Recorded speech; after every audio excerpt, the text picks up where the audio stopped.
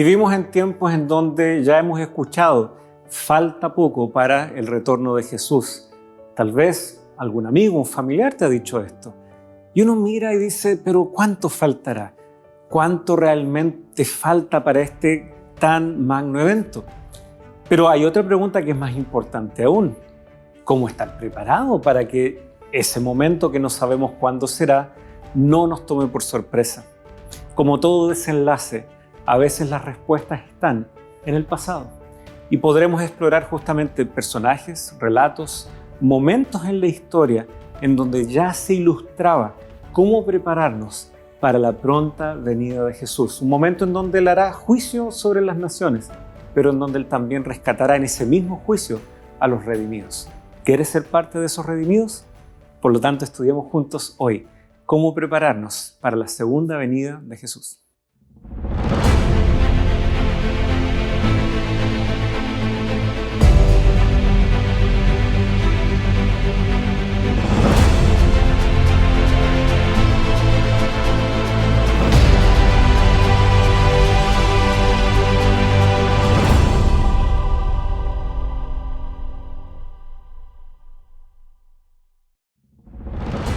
Estas cosas les sucedieron por ejemplo, y fueron escritas para advertirnos a nosotros, a los que han llegado al fin del tiempo.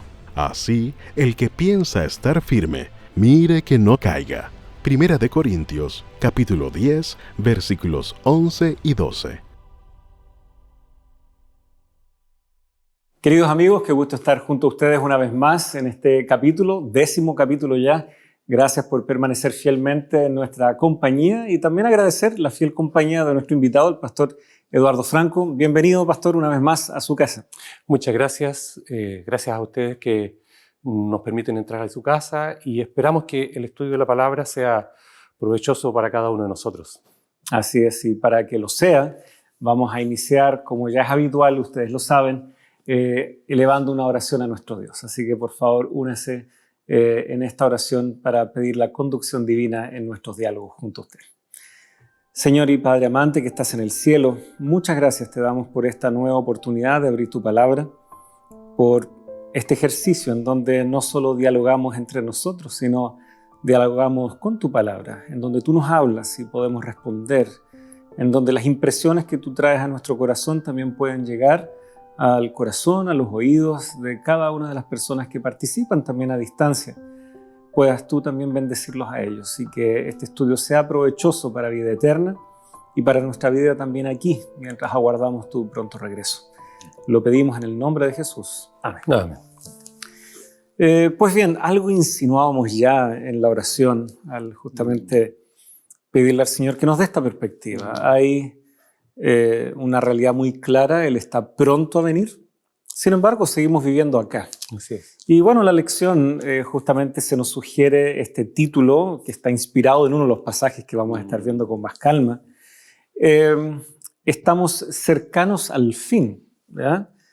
Y pareciera que eso presupone una serie de desafíos y alguno también podría preguntarse ¿cómo saber si estoy listo para tan solemne momento de la historia humana? Así que con esto en mente, ¿cómo poder empezar a orientar a alguien que tal vez tiene ese interrogante y que se está disponiendo ahora en este diálogo a estudiar este tema con nosotros? Sí, vamos a estudiar durante estos minutos dos historias muy interesantes que nos dan algunas pistas. Sin embargo, un buen capítulo para orientar a alguien es en realidad una sección completa, un discurso de Jesús registrado en Mateo capítulo 24 y capítulo 25. El capítulo 24 responde un poco a ¿cuándo? La pregunta de los apóstoles, ¿cuándo? Y al final el Señor le dice, en realidad no sabemos específicamente cuándo, pero ustedes prepárense y prepárense de este modo. Y entonces comienza él hacia el final del capítulo 24 y todo el capítulo 25 a tener tres parábolas y una profecía con metáfora, la de las ovejas y los cabritos. Ahí el Señor les dice cómo deben estar preparados. Y es importante poner atención a esto de cómo realmente prepararnos lo que Jesús dijo, que podíamos mirar los aspectos que Él iba a evaluar de nuestra vida cuando Él venga. Yo tengo acá, estuve trabajando en la mañana en en la prueba, las preguntas de la prueba final de los alumnos de práctica, que van a ir a práctica profesional ahora y se va a evaluar su conocimiento doctrinal y su conocimiento bíblico. Y estamos conversando con ellos justamente... No están nerviosos ellos. Ellos les gustaría tener esto. Y estábamos conversando con ellos. Me decían, ¿cuándo va a ser la prueba? Y fijamos la fecha, ellos ya saben cuándo. Pero les pregunto a ellos, ¿qué prefieren saber? ¿Cuándo o conocer las preguntas y saber cómo prepararse? Ellos evidentemente preferirían saber cómo estar listos. Y la Biblia nos dice cómo estar listos. No necesitamos estar en ignorancia sobre eso. Podemos saber qué es lo que el Señor pide de nosotros. Y me parece que, no sé si nos pusimos de acuerdo, pero hoy día justamente algunos alumnos que por primera vez los tengo me dicen, es que no sabemos cómo usted nos hace las pruebas. ¿Qué tipo de preguntas hace? Y tengo prueba con ellos pasado mañana. Así que sí, estamos en una etapa interesante para muchos alumnos en donde, claro, saben que hay un cuándo, pero curiosamente también están más interesados en el cómo prepararse, exacto, en cómo afrontar esta situación desconocida. Y sin duda, Pedro tiene eso en mente, Jesús tiene eso en mente. Para nosotros que hemos llegado a estos tiempos, dice el apóstol Pedro. Ahora, desde que él dijo eso a la iglesia hasta nuestro tiempo ahora, han pasado 2 siglos. Alguien dirá, por favor, defínanme bien qué significa esto de que viene pronto Jesús, o que Pedro ya dijera que ya están en los tiempos postreros. Sin duda, el cronograma de Dios, Él lo mide en plazos distintos.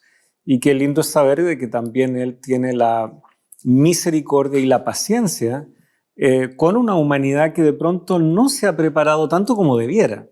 Y por lo tanto, como tú decías, hay porciones en la Escritura en donde esto es el foco principal de lo que se nos enseña. Ahora, en el libro de Apocalipsis, y justamente en la guía de estudio, los que van siguiendo y tienen tal vez su guía junto a ustedes, allí lo que corresponde al día domingo, hay un texto que creo, sí, no podía quedar fuera, que es Apocalipsis 6. Ahí nosotros encontramos una secuencia que está llegando a su 6ª etapa, que es el 6º sello. Y justamente aquí hay una situación que llama mucho la atención. Se describe que versículo 15, Apocalipsis 6, 15, los reyes de la tierra y los grandes, los comandantes, los ricos, los poderosos y todo siervo y todo libre, noten, se escondieron en las cuevas y entre las peñas. Ahora, ¿por qué se están escondiendo? Ellos, de hecho, versículo 16, ahora caigan sobre nosotros esos montes y peñas para escondernos de la presencia de aquel que está sentado en el trono y de la ira del Cordero. Y es llamativo esto. Sí.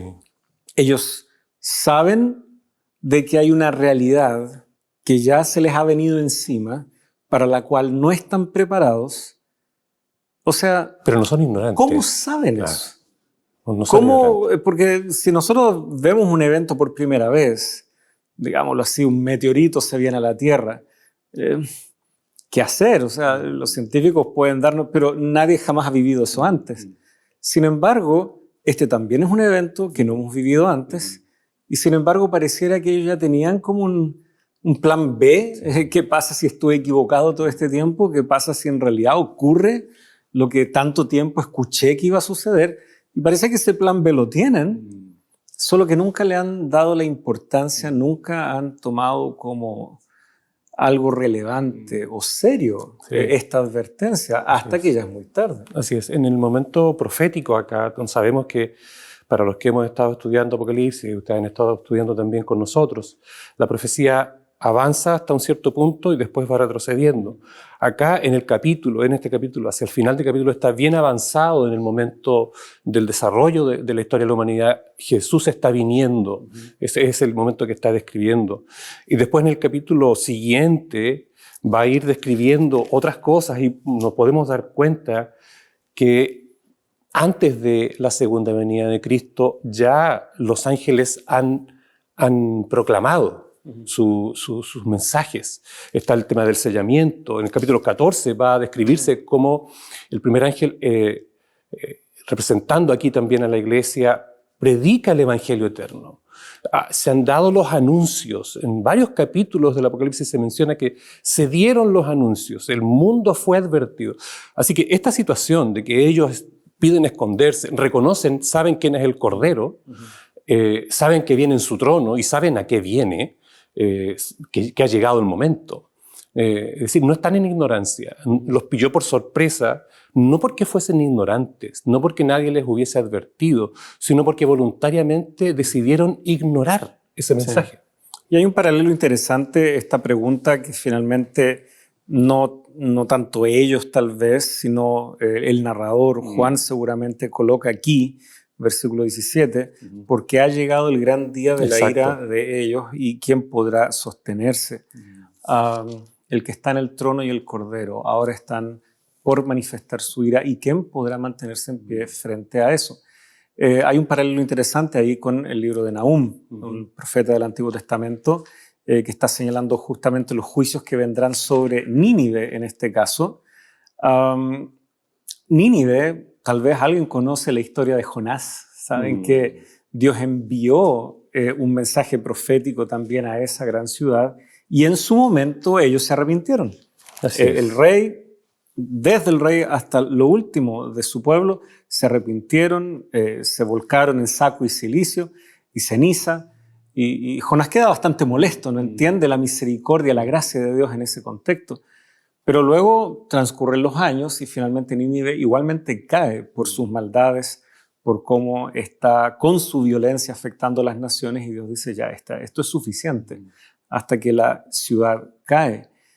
Y es interesante la misma expresión, ¿ya? Para ese día, ¿quién va a estar en pie cuando venga tu ruina? Básicamente estoy parafraseando lo que Nahum le está transmitiendo a esta ciudad.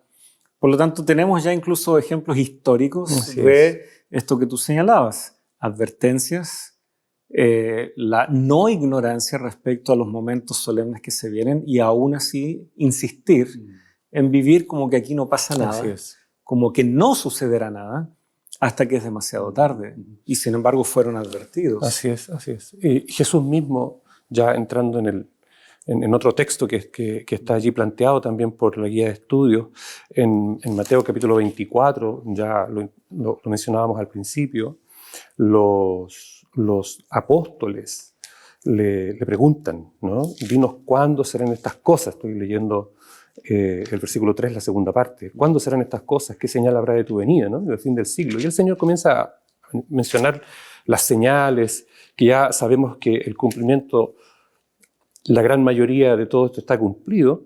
Y en el versículo 43 en adelante, si ustedes ven en su Biblia, les dice así: pero sabed esto, que si el padre de familia supiese a qué hora el ladrón habría de venir, velaría y no dejaría de mirar su casa. Por tanto, vosotros también estad preparados, porque el Hijo del Hombre vendrá a la hora que no pensáis. Va a ser sorpresivo, va a ser sorpresivo. Sin embargo, hay algo bien interesante, una pista que se nos da en el versículo 14. En el versículo 14, en el mismo capítulo, dice: y será predicado este evangelio en todo el mundo, para testimonio de todas las naciones, y entonces vendrá el fin. Es decir, no será que la gente le va a pillar de sorpresa así de manera injusta. Va a ser predicado el evangelio. Todas las personas van a haber sido informadas, ¿no? El mismo Jesús dice que será como en los días de Noé. Noé que estuvo predicando. Y Noé estuvo predicando también. No es que vino el diluvio sin que se hubiese advertido. Hubo mucho tiempo de predicación. Entonces, esto de cara a la segunda venida de Cristo, de cara al momento del juicio, ¿verdad? Es bien esperanzador y tranquilizador en el sentido de que no es que el Señor va a actuar con injusticia. No va a venir así, no importa cómo estén. Todos fueron advertidos, todos tuvieron oportunidad de reaccionar al mensaje. Y de hecho implícito está en el versículo 44 que tú terminabas de leer ahí. Por eso también ustedes estén preparados, porque a la hora que no piensan vendrá el Hijo del Hombre. O sea, que leo yo también entre líneas, que algunos sí están pensando, tal vez va a ser aquí, tal vez va a ser acá. No, yo creo que falta 7 Hay una años, expectativa, claro. O faltan 15 años, o no, tal vez ante este evento, ahora sí que falta menos. Y Dios nos dice, miren, aunque tracen ciertas posibilidades, aún así no tienen cómo saber. O sea, esta es una invitación también a que descansemos en la gracia de Dios, que confiemos en sus tiempos, que no sintamos que es nuestro deber salir con alguna fecha, porque estamos, como casi Jesús nos está diciendo aquí, no pierdan el tiempo proponiendo una fecha, porque en esa no va a ser. La hora que no piensan, en la que ustedes no han pensado, en esa voy a venir. Por lo tanto, sea cual sea la especulación, nos va a tomar por sorpresa si no hemos puesto nuestra preparación en el lugar correcto. Y la preparación no es especular respecto a una fecha. Exacto. Es justamente forjar una relación íntima, profunda con Dios y su verdad, practicar esa verdad, vivir todos los días como si fuera mi último día, Así es. pero confiando y entregándole mi futuro en las manos de Dios. No es un fatalismo, determinismo al que Dios nos invita de cruzarnos de brazos y decir, bueno, no hay nada que yo pueda hacer, mejor espero. No, hay mucho que podemos hacer, hay mucho que podemos proyectar y planificar en la vida, pero siempre entendiendo nuestra vida es frágil y es mejor colocarla en las manos de Dios. Ya vendrá el día. Sí. Y en eso podemos estar tranquilos. Eso que tú estás señalando está muy presente en el discurso de Cristo. Los discípulos le preguntan cuándo, les da las señales, pero ustedes no se preocupen tanto de cuándo, sino que estén preparados. Y prepárense de este modo. Lo vamos a ver en unos momentos más. Segunda de Pedro 3 va a decir bien clarito, capítulo 3, versículos 3 y 4. Acá lo tengo, sabiendo primero esto, que los postreros días vendrán burladores, andando según sus propias concupiscencias, diciendo, ¿dónde está la promesa de su advenimiento? Porque desde el día en que los padres durmieron, todas las cosas permanecen así como desde el principio de la creación. Estos ignoran voluntariamente que en el tiempo antiguo fueron hechos por la palabra de Dios los cielos y la tierra. Hay una ignorancia voluntaria, no es una ignorancia voluntaria, hay un acto de ignorar. Bueno, esto es verdad, pero en realidad voy a vivir, como tú decías, la vida como a mí me plazca. Voy a dejar esto de consagrarme para más adelante, en otro momento. Ahora voy a dedicarme a vivir la vida para mi placer, para mi bienestar, voluntariamente, poniendo a un lado los mensajes de advertencia. Y pareciera de que no basta solamente decir qué es verdadero. Porque si tú dices, ok, esto es verdad, pero existe en un plano que a mí no me afecta. ¿Cuántos tal vez niños han dicho cuando estudian matemáticas, ¿y esto de qué me va a servir? Le dicen a la mamá, ¿verdad? No, va a servir y va a ser sumamente útil, solo que el niño todavía no entiende la importancia que tiene. Entiende que existe algo llamado matemática, existe que algo se llama suma, resta, multiplicación, pero no le quiere dar la importancia. Pareciera que aquí Pedro también nos está dejando entrever un poco de la psicología de esta gente. No es que no hayan escuchado alguna vez hablar de Jesús, de su gracia, de lo que ha hecho en la cruz, de que Él pronto regresará. ¿Cuántas novelas o películas populares también trabajan este concepto del retorno? ¿Ya? Entonces está en la mentalidad colectiva tal vez y se ha vuelto ya algo popular sin mucho impacto en la vida personal. Sin embargo, Pedro está haciendo esta aclaración. Esto no es un mito, no es solo una linda historia con moraleja. Esto de hecho va a ocurrir. Y si ignoramos esto, llegará el momento y no vamos a estar preparados. Así es. Es un tiempo en el cual vale la pena invertir en aquello que trasciende eternamente.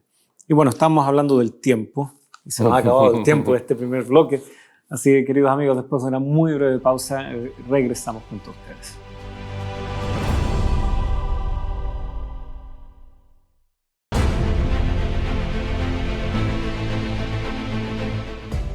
Ya estamos junto a ustedes, pasó rápido este breve receso y qué gusto es poder apartar también un tiempito para reconocer a algunos de ustedes que nos mandan sus cariños, sus saludos a la distancia. Tenemos aquí desde Costa Rica el saludo de Rosa Alpizar. Siempre los escucho, saludos desde Costa Rica.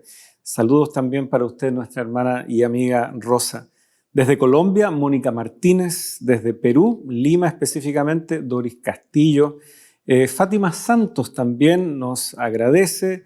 Y también a quienes están detrás de cámara. Así que aquí el equipo, también una palabra de cariño para ustedes. Y Nora Castillo, quien también había mandado un saludo hace un tiempito.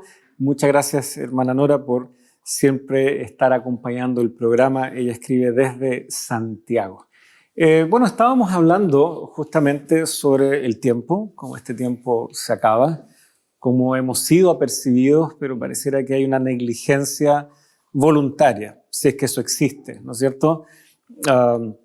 Ahora, en Mateo 24 ya se había puntualizado aquí algo relativo a Noé, ¿no es cierto? Y acá a veces hay que ver dónde poner el énfasis cuando leo un pasaje.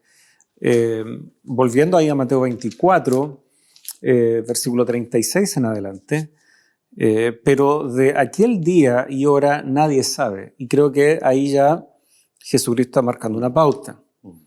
Ni siquiera los ángeles del cielo ni el Hijo, sino solo el Padre.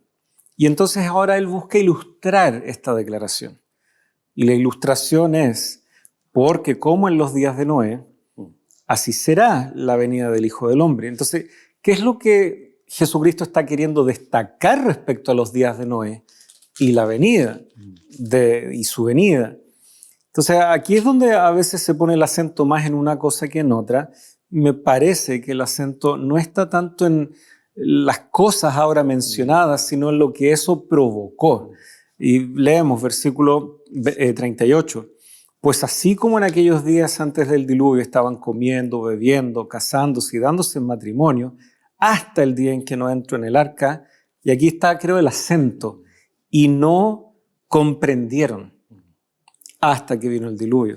A veces la gente pone el énfasis en el versículo 38, el hecho de que estaban comiendo y bebiendo, casándose, dándose en casamientos, una vida libertina.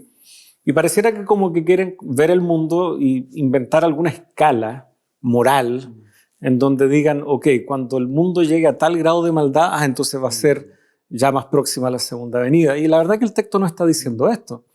Nos está diciendo realmente que incluso ya desde la época antediluviana, y vemos varios otros pasajes en la Biblia donde también se denuncia este mismo tipo de estilo de vida, o sea, la maldad lamentablemente se instaló y nunca más se fue del mundo. El tema está en que esa maldad les cerró los oídos, les cerró la atención de la advertencia que Noé les estaba haciendo, al punto de que no entendieron, no quisieron entender hasta que era demasiado tarde.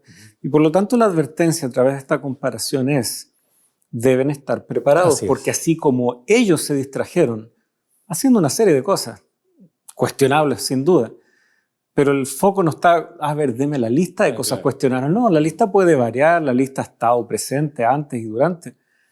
Pero, por favor, no vaya a ser que se distraigan y que prefieran no comprender los tiempos en los cuales estamos viviendo, que son tiempos ya cercanos a la segunda venida. Ahí el énfasis está en llevar una vida sin tener el foco de la proximidad de un evento importante en consideración.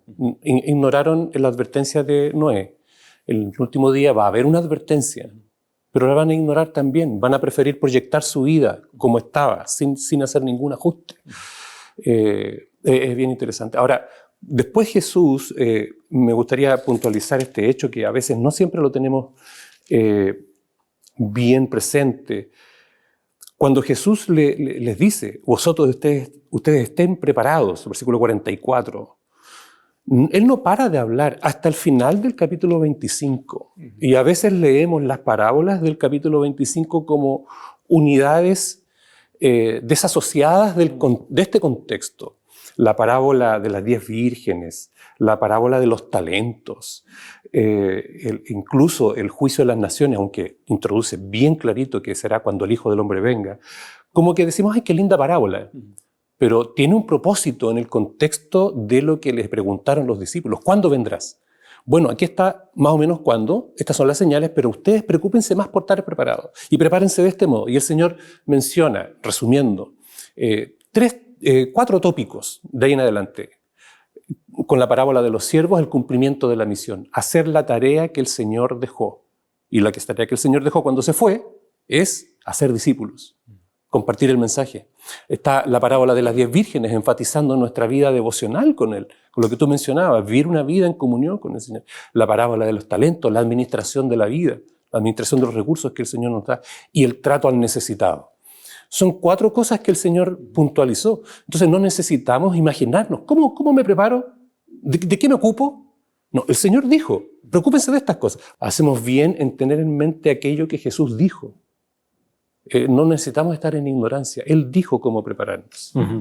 Y parecer, bueno, a través de esa ilustración, un descuido en realidad representa no solo ese descuido, sino una actitud que finalmente puede repercutir en cosas mayores y en dimensiones que a veces disociamos, pero somos seres integrales. O sea, es muy difícil que alguien diga amar a Jesucristo y sin embargo no pase tiempo con Él y en su trabajo, en sus estudios, finalmente esté apartado y después pretenda el fin de semana yendo a la iglesia, como que eso no le afectó porque aquí ya recargó las pilas. Exacto. Para toda la semana.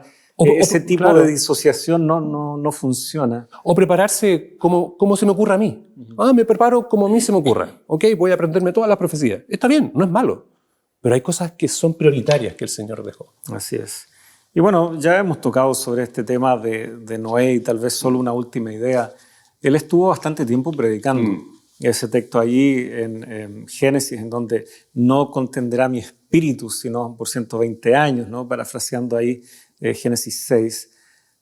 120 años en donde estuvo ahí la insistencia. A veces pasa eso también. Se nos van cauterizando los oídos a escuchar. Es que esto ya lo escuché. Mi abuelo también me dijo esto y él ya murió. Han pasado los años. Alguien podría decir, ya lo sé, sí, pero ha calado al corazón, ha cambiado actitudes, decisiones. Si no es así, sepamos de inmediato, no se salva uno por conocimiento.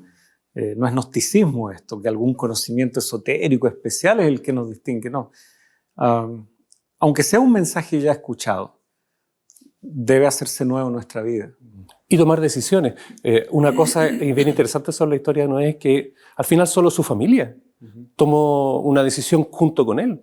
Si nosotros evaluáramos los esfuerzos evangelísticos de hoy, bajo los estándares nuestros tal vez, diríamos, en realidad no le fue muy bien a Noé, no era tan buen evangelista. Pero él cumplió la tarea que se le dijo, él cumplió fielmente la tarea que se le dijo. Las personas tendrán que tomar sus decisiones. Entonces, no es que vamos a hacer o no hacer según la proyección de éxito.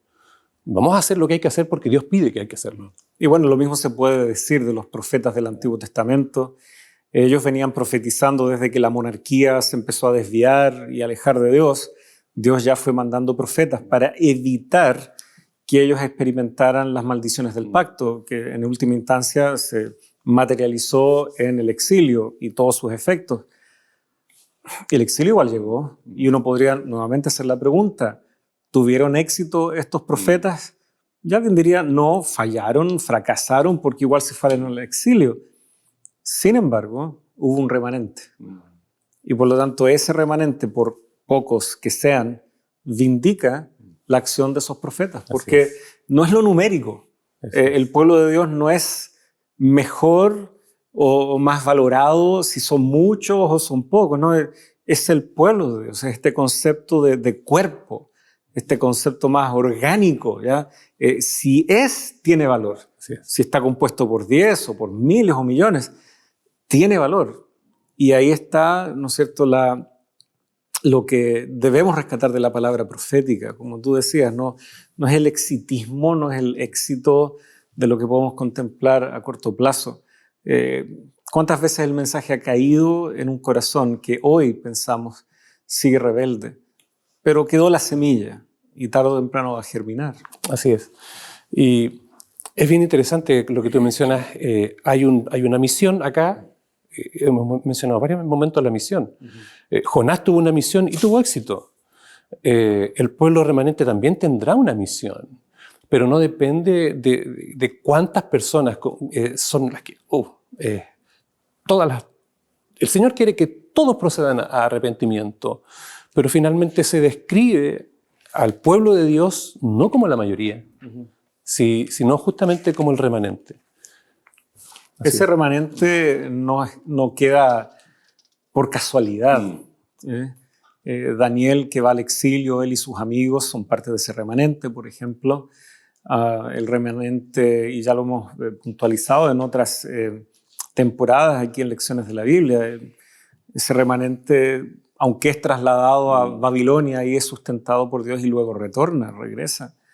Por lo tanto, el remanente no es que no se ve afectado, que nada le daña, que están ahí incólumes por sobre el bien y el mal. No, son golpeados y muy duramente. La oración de Daniel en Daniel 9 es una oración muy sentida, en donde él está encarnando casi las falencias del pueblo en su oración, y siendo de que él era un hombre justo, Ezequiel así lo reconoce. Pero no es por casualidad que queda un remanente. Esa palabra profética sí deja su huella, esa semilla, como decíamos. Tal vez no germinará en los plazos que algún evangelista quiera, o no sé, pero ahí está. Y dejemos que Dios con su espíritu siga sembrando, haciendo crecer. Nos vamos a llevar muchas sorpresas, creo yo. Tal vez antes de pasar al siguiente tema que ya veo que tienes abierto, la salvación, la obra de Jesucristo está disponible para todos. Siempre tenemos que tener en mente esto. No es lo mismo disponibilidad que efectividad. La salvación está para todos. El mensaje de Noé fue dado a todos. El mensaje antes de la segunda venida de Cristo se predice que va a ser dado a todos, pero no todos van a responder positivamente. La pregunta es, ¿cuál va a ser mi respuesta? Entonces, hay que tener en mente eso. Tenemos una misión que cumplir, la salvación está cubierta para todos, pero finalmente es responsabilidad de cada quien tomar las decisiones. Y ahí viene el texto que ya veo que tú estás buscando. Sí, tengo aquí segunda de Pedro, porque la conexión la hace el apóstol de Noé, el diluvio. Él dice, bueno, y también, ¿no es cierto? Segunda de Pedro, capítulo 2, versículo 6, después de que ha terminado de hablar de Noé, dice, también condenó a la destrucción las ciudades de Sodoma y Gomorra, reduciéndolas a cenizas, poniéndolas por ejemplo para los que habían de vivir impíamente después. Además, dice, rescató al justo Lot, abrumado por la conducta sensual de hombres libertinos, porque ese justo, por los que veía y oía mientras vivía entre ellos, diariamente sentía su alma justa atormentada por las iniquidades de ellos. Ahora, el justo Lot, uno lee y dice, ¿será que Pedro se olvidó un poco de la historia de Lot? Algunos detalles bastante sórdidos, ¿no? Y complejos después de la destrucción de Sodoma y Gomorra, y él huye. Hay todo un episodio muy oscuro ahí, del cual salen las dos naciones que fueron enemigas también del pueblo de Dios en algunos momentos. Cualquiera sea el caso, él era como un tizón arrebatado del incendio allí en Sodoma. Si bien hay mucho que se le puede cuestionar a Lot, suficiente había, digámoslo así, del temor a Jehová para que él igual fuera una palabra viva de amonestación a quienes vivían allí en Sodoma. Y sin embargo, también, a pesar del testimonio de este hombre, fueron ciudades que no cambiaron su rumbo y que también recibieron el justo juicio de Dios. Por lo tanto, el diluvio fue un momento, Sodoma y Gomorra, y entonces vamos viendo que hay una consistencia en cómo Dios busca resolver también el problema del mal y no permitir que éste llegue a un punto en donde nosotros mismos ya nos empecemos a dañar a nosotros mismos sin un retorno, sin tener la posibilidad de enmendar nuestro camino. Nos cuesta a veces entender eso, de que Dios tenga que intervenir y que a veces la muerte sea preferible a una larga vida sin sentido, en sufrimiento, en donde lo único que estamos haciendo es perpetuar nuestros errores y pecados en la siguiente generación. Ese espiral autodestructivo, Dios en su misericordia también dice, no, es preferible aquí terminar. Y el nivel en que empieza a llegar la perversión es el escenario de Sodoma y Gomorra. Génesis dice que el relato dice que era una ciudad muy depravada, muchos pecados de muchos tipos, y no es difícil identificarse con cómo se describe el estado de Lot, quien estaba abrumado por la mala conducta de los malvados, aún él siendo no perfecto. Observa lo que ocurre y está abrumado. ¿Cómo puede ser esto posible? Que la gente tenga esta conducta. Y yo me imagino que muchos de nosotros, al observar las noticias, las cosas que ocurren, las perversiones que están ocurriendo hoy, no es difícil sentirse identificado con este Lot que está abrumado por lo que ocurre, que las cosas están llegando a un nivel en que el Señor va a intervenir, y es el mundo que observamos. El Señor Jesús dijo, será así como en ese momento. El apóstol lo dice, aquí será también como en esa historia de la destrucción de Sodoma y Gomorra. A mí me da la impresión que a simple vista cualquier cristiano que quiere seguir la palabra de Dios y observa el mundo se puede identificar con Lot, abrumado por lo que ocurre y esperando que el Señor intervenga. Así es. Y bueno, esta situación de Sodoma y Gomorra lamentablemente tuvo que ser usada por los profetas para también llamarle la atención al propio pueblo de Israel. En qué dirección iban si es que no accedían a escuchar, a detenerse y realmente tomar en serio el mensaje profético de advertencia de parte de Dios. Pues bien, ha llegado el momento de hacer una muy breve pausa, queridos amigos, así que después de un breve instante nuevamente estamos junto a ustedes.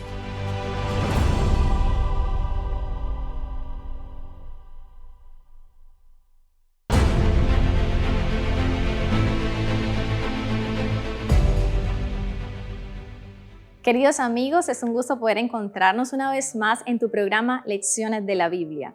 Creo que todos alguna vez hemos sentido un cansancio, un agotamiento, ¿cierto? Bueno, la Escuela Bíblica de Nuevo Tiempo ha preparado la revista titulada La Máquina Humana. Allí podrás encontrar herramientas para cuidar tu salud física, mental y espiritual. Y es por eso que hoy queremos invitarte a que puedas solicitarla, para que la puedas estudiar en tu casa con tu familia. ¿A dónde lo vas a hacer?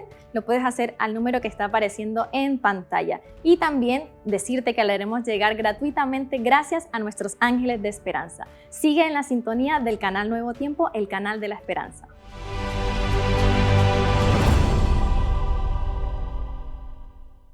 Muchas gracias por permanecer junto a nosotros. Estábamos recién en el bloque anterior haciendo esta observación, cómo Sodoma y Gomorra pasan a ser proverbiales luego, inclusive en la palabra profética dirigida al pueblo de Dios. Y eso llama mucho la atención, cómo ciudades tan perversas pueden estar aún así en el horizonte de alguien que dice ser parte del pueblo de Dios.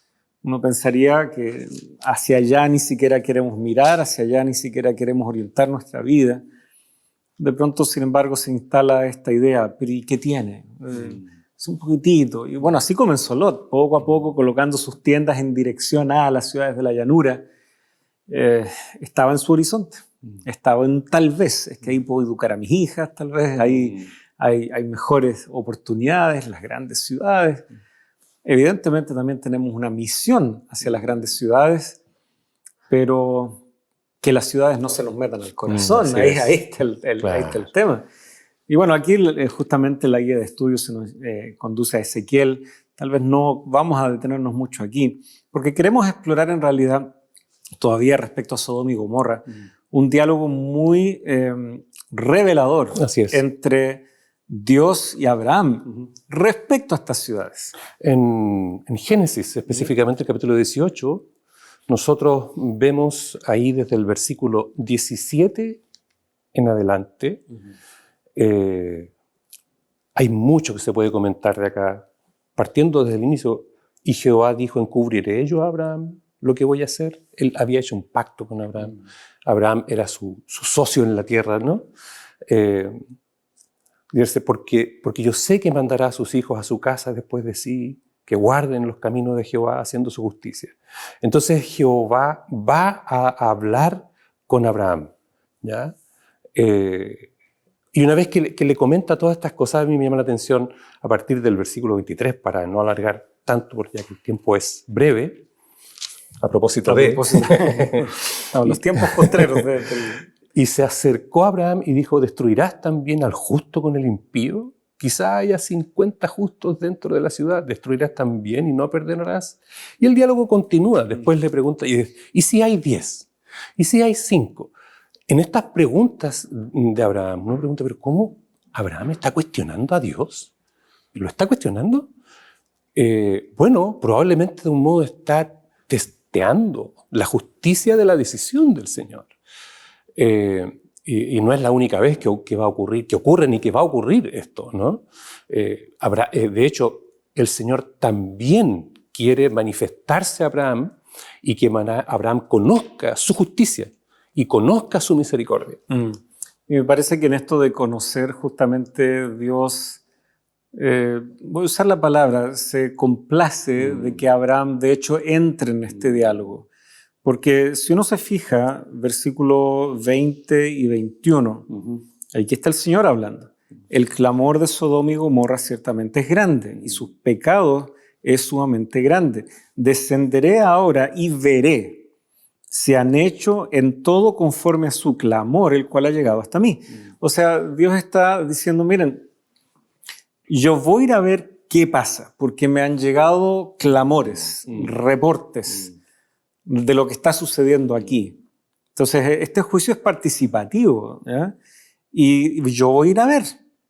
Y entonces, en ese ir a ver, Abraham comienza a preguntarse, ¿y si Dios ve que hay 50, ¿será que con eso es suficiente? Y si hay menos, y hasta llegar a esos 10, porque él sabe que Dios está yendo a evaluar, debido a este clamor que ha subido, probablemente de gente como Lot, tal vez no todos viviendo dentro de las paredes, pero habiéndose visto afectados por los males que se desarrollaban en Sodoma y Gomorra. Como sea, a Dios le ha llegado un reporte y él, como juez de la tierra, va a ir a investigar qué está pasando. Y en ese proceso, qué bueno que Abraham, como tú decías, el socio de Dios en la tierra en ese momento, se interesa, o sea, tiene un interés por la persona extraviada, la persona que está viviendo sin Dios, y busca extender gracia y misericordia en ese diálogo, en ese de voy a ir a ver que Dios le está expresando. Y ahí hay una motivación que tú ya bien lo señalabas, ¿no? Le voy a encubrir esto yo a Abraham, siendo de que él va a ser el padre de una nación en la cual serán benditas todas las naciones de la tierra. Bueno, Sodoma y Gomorra eran parte de estas naciones de la tierra a las que Abraham y su descendencia serían bendición. Por lo tanto, Dios dice, esto le incumbe también a Abraham, porque a través de él yo quiero alcanzar a todo el mundo con la bendición. Por lo tanto, no es que Dios así, ya, esto y yo no le rindo cuenta a nadie, no. Si bien Dios, es soberano, Él permite que el patriarca entre en este diálogo. Qué bueno que lo haga, porque Dios también necesita gente que interceda, gente que muestre la misma compasión que Él está también dispuesto a extender. Recordemos, Dios llega hasta 10, y aún así no habían ni siquiera 10. Se replica un poco lo del arca, lo que tú destacabas en el bloque anterior. 120 años predicando y sin embargo quedamos solo con la familia. Aquí ni 50 y llegamos hasta 10, ni 10 habían. Pero qué bueno que en estos juicios de Dios hay todo un proceso muy transparente en el cual el ser humano participa y por lo tanto antes que llegue el juicio, esa examinación sobre la ciudad ya había sido hecha. Es interesante lo que tú mencionas ahora, el interés del siervo de Dios en la tierra por la salvación, incluso del impío o la salvación de las personas. Podemos verlo también en Moisés, cuando el pueblo peca, ¿no? No, Señor, no nos destruyas. Y aquí también, en los versículos anteriores, no hagas tal cosa, que no ocurra que tú destruyas al justo con el impío, ¿verdad? Y el Señor le da la tranquilidad. Pero espera ver ese interés del siervo de Dios por la salvación de sus semejantes, de sus congéneres. Ahora, algo similar para ir avanzando, hay un texto bien interesante con un paralelo de algo que va a ocurrir en el cielo también. ¿Qué pasa con el juicio en la tierra? La decisión que el Señor va a tomar. Bueno, el Señor también nos va a tomar en cuenta a nosotros. En el capítulo 20 de Apocalipsis, ya habiendo llevado a los salvos, ¿verdad?, al cielo por 1000 años, el versículo 4 dice, y vi tronos, y se sentaron sobre ellos los que recibieron la facultad de juzgar. Y vi las almas de los decapitados por causa del testimonio de la palabra de Jesús, por la palabra del testimonio de Dios, los que no habían adorado a la bestia ni a su imagen y que no recibieron la marca de la bestia en sus frentes y en sus manos, y vivieron y reinaron con Cristo 1000 años. En los versículos después 11 al 15 se ratifica esta idea de que quienes están en el cielo de algún modo se van a enterar y van a escrutar para darse cuenta de la justicia del Señor y de las decisiones del Señor, la decisión que Él tomó. Y qué bueno que Dios no anda improvisando sus juicios, al contrario, Él nos ha manifestado su ley, una expresión de su carácter. Vemos historias y relatos que nos ilustran esto, esta siendo una de ellas, la de Sodoma y Gomorra. Y qué bueno es que Dios no solo nos advierte que pronto las oportunidades podrán acabarse, sino que también nos está demostrando de que antes de que se acaben, Él va a agotar todos los recursos posibles. O sea, veamos nuevamente este diálogo entre Dios y Abraham. Aquí vemos a un Dios profundamente interesado en no tomar una decisión improvisada, apresurada y que no involucre también el rol de su pueblo, que en este caso está siendo representado por Abraham. Es interesante porque el capítulo 18 tiene dos relatos que pareciera van en líneas diferentes. O sea, los primeros versículos del capítulo 18 es casi cuando alguien se entera que va a tener un bebé y ese amigo o amiga más cercana llega ya anticipándonos, se le trae unos zapatitos de bebé, ya como anticipando, tierno total. Bueno, los primeros versículos del capítulo 18 son eso, la promesa del nacimiento de Isaac. Y de repente hay un giro tan fuerte, juicio a una ciudad, porque están relacionados estos pasajes. Uno, porque así sucedió, sin duda, pero temáticamente es relevante, porque hay un linaje y hay otro linaje. Ya hemos visto esto. Y Génesis nuevamente está tocando sobre este aspecto en este capítulo. El linaje de aquellos que serán parte de la descendencia de Abraham, que tomarán la posta en esta carrera de relevos para seguir siendo el linaje. Hay otro linaje, tristemente, que no tiene por qué ser así, ¿ya?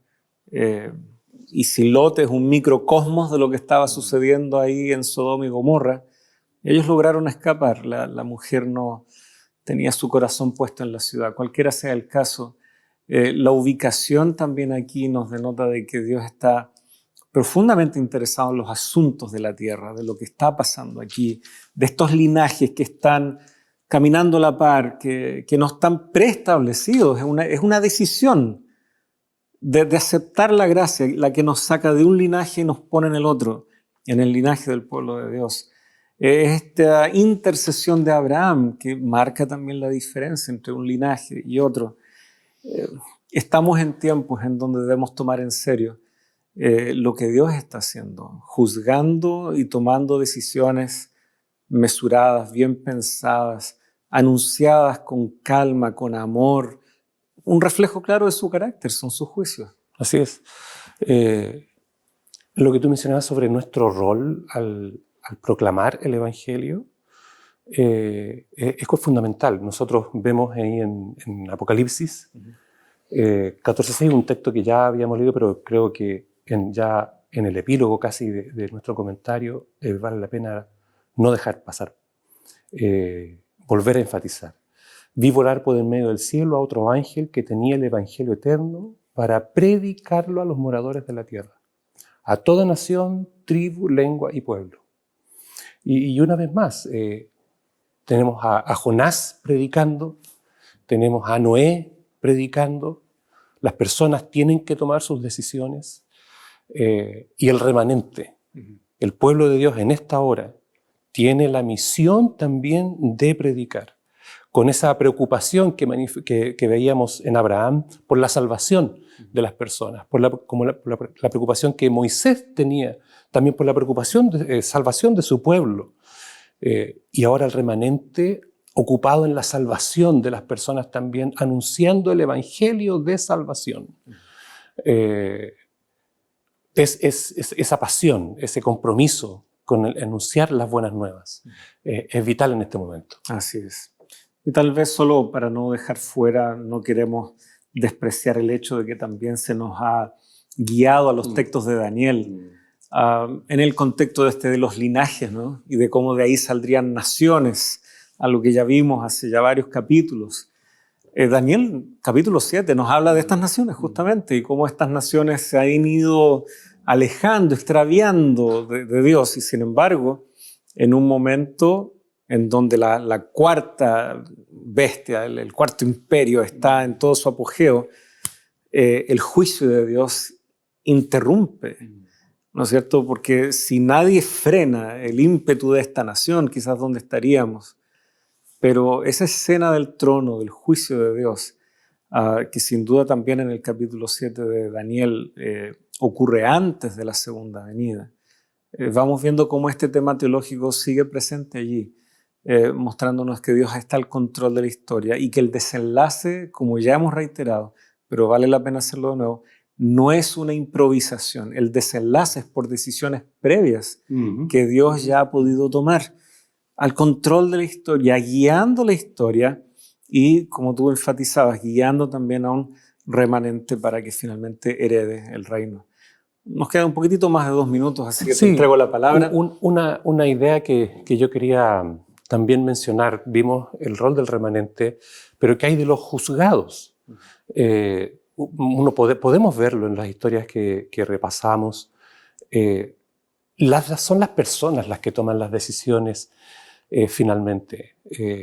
Dios anuncia, viene el juicio, vengo luego, pero son las personas las que finalmente toman las decisiones para vida eterna, aceptando el mensaje del Evangelio del Señor o rechazándolo.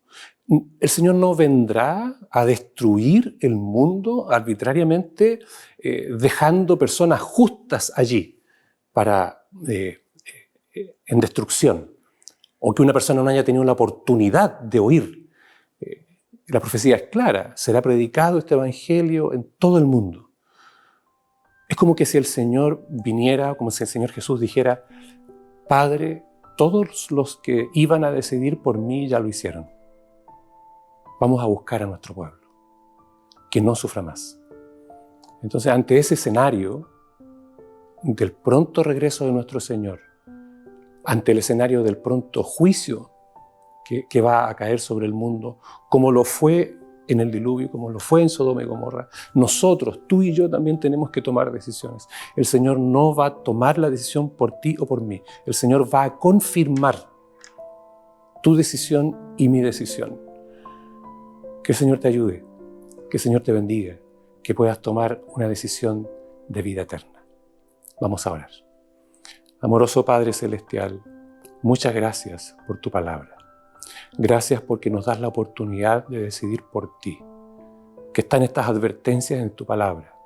Ayúdanos a predicar, a colaborar con la predicación del Evangelio y nosotros mismos también tomar decisiones de compromiso contigo, porque el tiempo está cercano. Lo rogamos en el nombre de Jesús. Amén. Amén. Muchas gracias, pastor. Gracias también, queridos amigos, por haber estado junto a nosotros en este capítulo y será hasta el próximo aquí en Lecciones de la Biblia.